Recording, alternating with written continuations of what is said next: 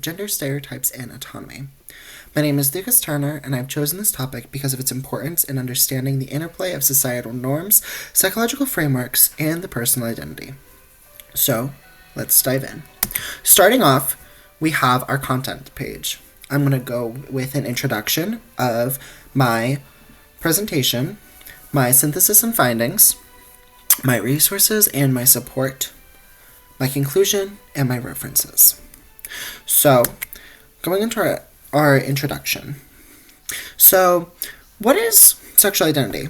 So, sexual identity is a complex topic. It's shaped by multiple factors, including societal expectations, cultural influences, and personal experiences. It extends beyond the physical aspects of sexuality to include emotional and social dimensions. You see, this topic it's important because of how we perceive sexual identity. It directly impacts inclusivity and acceptance in our communities. On top of that, it is a very big rolling stone and very big marker on kids' lives whenever it comes down to going from middle school to high school and even going from high school to college. Nobody truly knows, and that's why I feel like it is such an amazing topic to talk about. It is super interesting because of how it constantly affects. So, why did I choose this?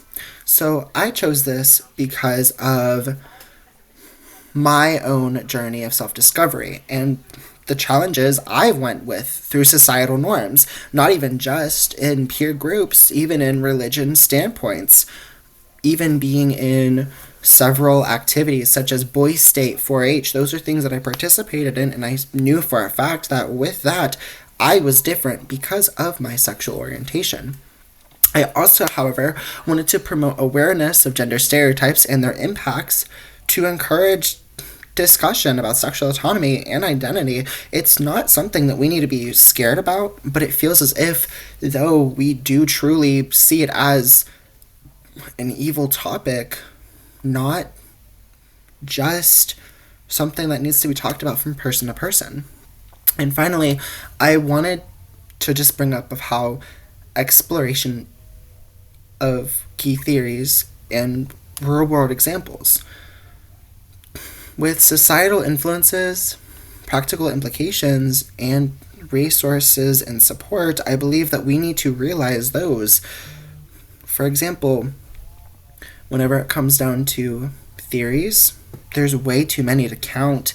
Real-world examples going through court cases, actual talks about LGBTQ youth and adults, and also the societal influences through either your social media or even through your own school hallways. And I also wanted to talk about support systems through that.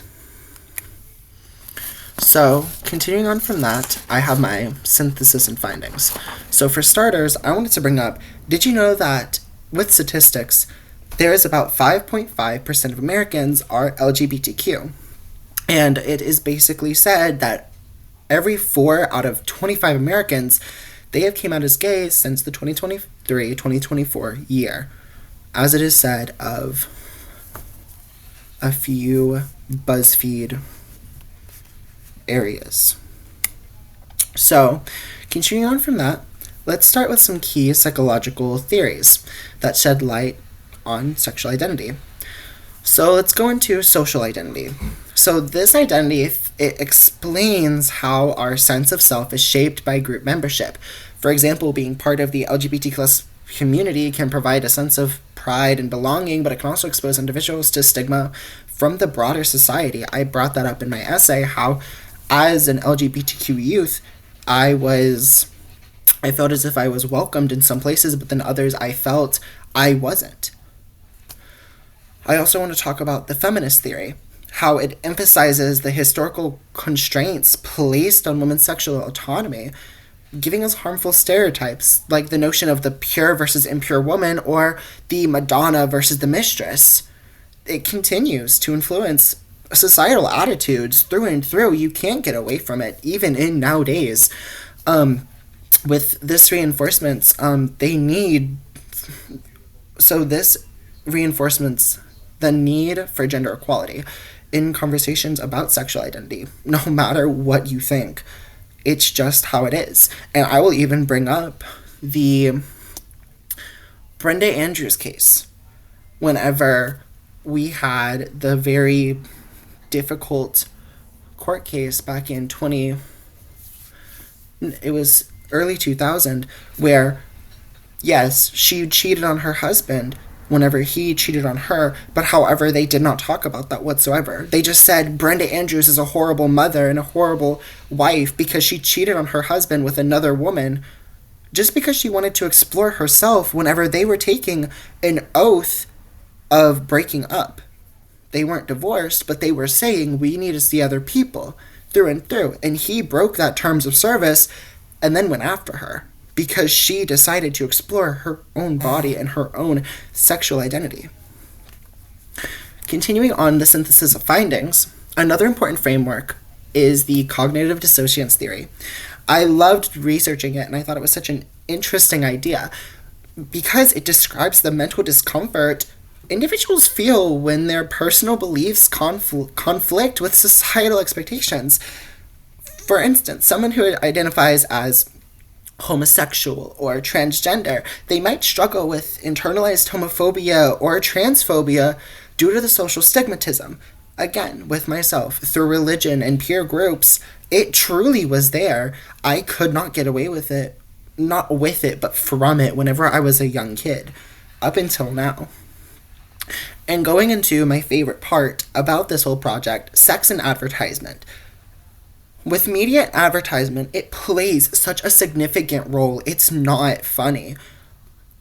It shapes perceptions of sexual identities with sexualized imagery and narrow beauty standards, which perpetuate stereotypes, while the underrepresentation of LGBTQ+, or even just minorities in general, not just going off of sexuality, going off of race, going off of disability, it makes a barrier to acceptance.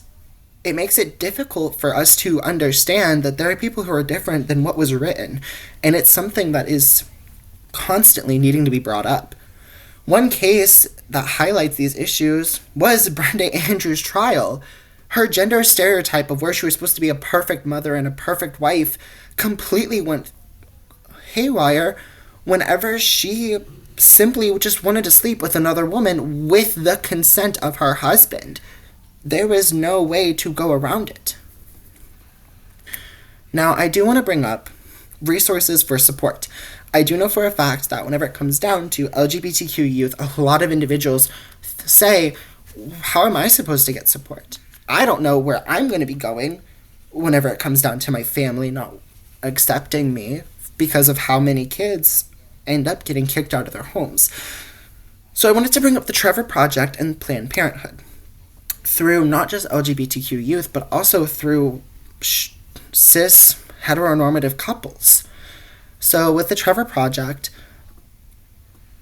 it helps navigate your sexual identity. The two recourses stand out was Trevor Process, which offers crisis intervention and mental health support for LGBTQ plus individuals, including a 24/7 helpline and online chat platforms.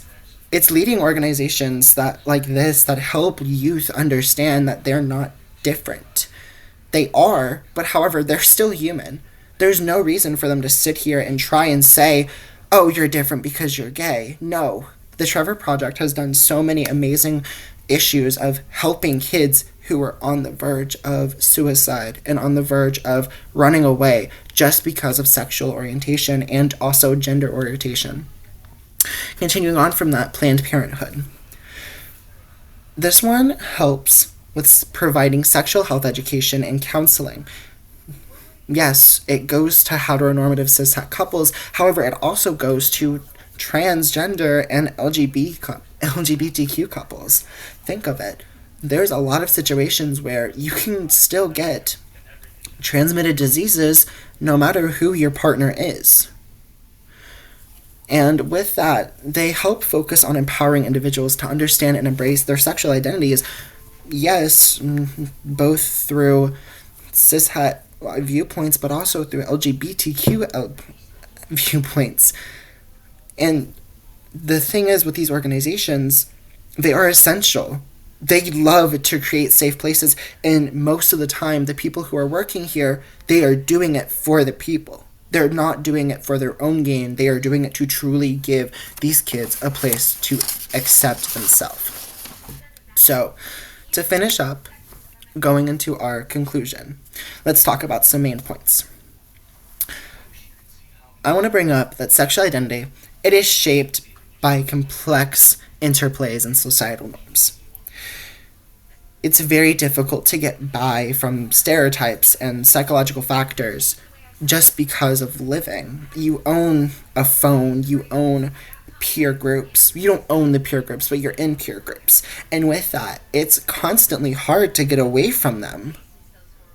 And I want to bring up theories, like the social identity theory and the cognitive dissociance theory, which help explain challenges individuals they won't face. They won't just face, they will face. There's usually no will or won't.